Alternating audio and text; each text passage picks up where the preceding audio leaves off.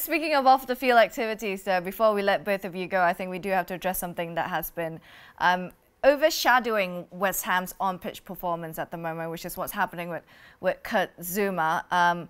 And despite public outrage, now today Kurt Zouma isn't involved because of an illness he picked up or he felt during warm-up. But otherwise, David Moyes has consistently selected him in the starting 11. Do you think that was the right decision, Martin? Would you have done the same, considering the public outrage around what Zouma has done? Well, you just mentioned, Michelle, it was a public outrage, and I would, personally speaking, I probably wouldn't have done. I wasn't put in that position there for that. I remember having to come back way back when I was manager of Leicester City, and the team were out in La Manga. The next thing you know, that Stan Collymore had let off a fire extinguisher, flighting it all around the room. Something so much so that I think the team were taken out of the hotels. Obviously, I wasn't there at that particular stage, but I was raging, absolutely raging. Now, who reported it to you? Who reported it? Well, it was easily enough reported, Michelle, because the manager of the hotel threw the team out.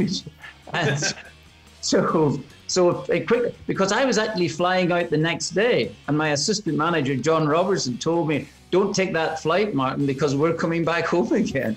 And so I can laugh that one off, that's true. So a more serious incident here, Michelle, I most likely would not have played him in the game.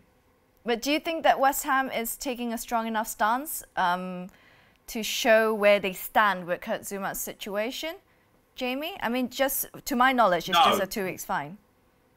Well, yeah. I mean, look, the 2 weeks fine is kind of what you'd expect. That's what you can. That's the maximum fine you can put on a player from a club. Then it obviously has to go to the PFA and a panel if you want to fine him more. But I think the stance they took was wrong, just in the sense that you played him the next day in that game.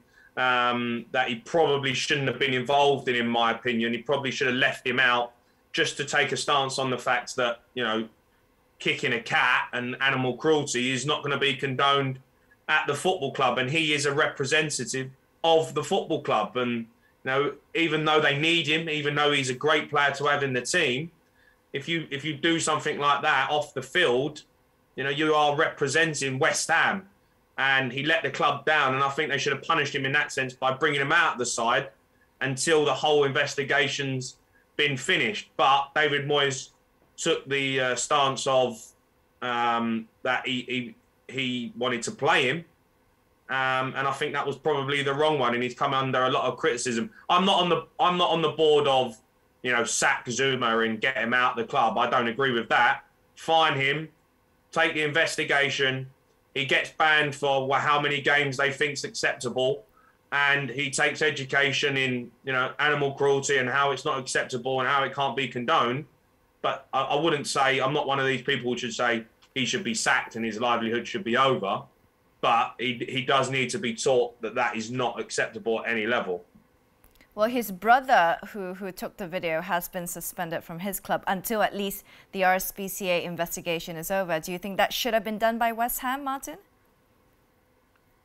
Well, I'm really not sure of the facts, Michelle, and this is a difficult one. Jimmy has articulated his particular side, and lots of which I agree with, I must admit. But at the end of it all, I really don't know what procedure. What was, first of all, what was set out, and then the follow-up to that procedure. So at this minute, until I get to really hear the facts, and because I might be, from a distance, what I said to you is I wouldn't have played him at that particular juncture. I wouldn't have played him so early on in proceedings. What would have happened after that there is probably the outcomes that we would have to wait for, obviously, from animal protection. Yeah, but there are a lot of reports coming out at the moment. Again, we cannot clarify whether this is entirely true or not, but with the fact that he was fined a certain amount, it's been revealed how much he earns per week, and apparently that's been a bit of an upset in the dressing room in West Ham, Jamie. The players key players who are realizing they earn significantly lower than Kurt Zouma. It's something that can really easily unravel a dressing room.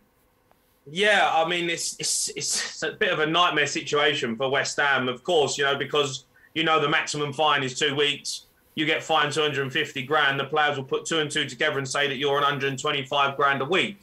There's going to be players there who might only be on 70, 80 grand a week. And then all of a sudden going to go to their agent and say, hold on, I want to be on 120 grand a week. When we done the deal, you said that West Ham didn't pay that. Now they are. So that does raise issues as well, but it is what it is. It's not an easy situation for David Moyes to deal with. And, you know, it's obviously disappointing that Kurt Zouma's really let himself down. He's let the club down and he's let his teammates down, really. And it's just a difficult one that David Moyes is going to have to ride and use all his experiences as a manager to try and get through this and navigate his way through the best he can, because at the moment, it's a really messy situation for him.